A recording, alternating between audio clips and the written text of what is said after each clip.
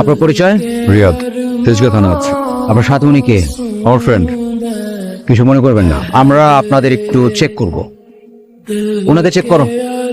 আপনার ব্যাগটা একটু দেখাবেন? আমার ব্যাগে কিছুই নেই। তো ওনাকে একটু বলুন ওরা ব্যাগটা দেখাতে। দেখো, আমার ফ্রেন্ডের সঙ্গে অনেকদিন পর দেখা হয়েছে, আমরা একসঙ্গে যাচ্ছিলাম। আমি এর সম্পর্কে কিচ্ছু জানি না। ওনাকে গাড়িতে উঠানো। কেমন আছিস তুই?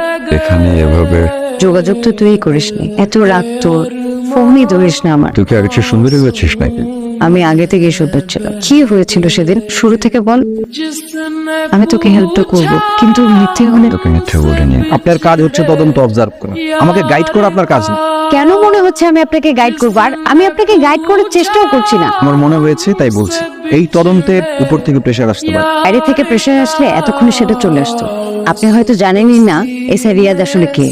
অপরাধী, পুলিশের চাকরির সহযোগিতা নিয়ে ড্রাগের বিজনেস করে। টাকার জন্য অন্তত এসআই রিয়াদ এইসব করবে না। অভাবে পড়লে মানুষ কত কিছু করে। আপনার কি মনে হয় শিল্পপতি নিজাম সাহেবের একমাত্র ছেলের টাকার অভাব হতে পারে? হোয়াট? আপনি যার কাছে তদন্ত করছেন সেই এসআই রিয়াদ শিল্পপতি নিজাম সাহেবের একমাত্র ছেলে। এখন আমার কি হবে? তোকে তোর কথার উপর বলতে হবে, ঠিক আছে? সেটা না হয় বুঝলাম, রিয়াদকে এই কেসে ফাঁসানোর কি দরকার? রিয়াদের বাবা অনেক পাওয়ারফুল, বুঝলেন রিয়াদ সাহেব? আজকে তদন্ত করার মুড নেই। সেদিন আমার থানার ডিউটি শেষ হয়েছিল সন্ধ্যার দিকে। এত প্রফেশন থাকতে ফিনিশিং। প্রফেশন তো মানুষের পার্সোনাল চয়েস, তাই না?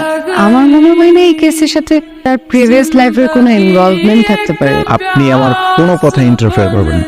2 বছর আগে। এদিকে আসো। গুড মর্নিং বাবা। ওনাকে চেনো?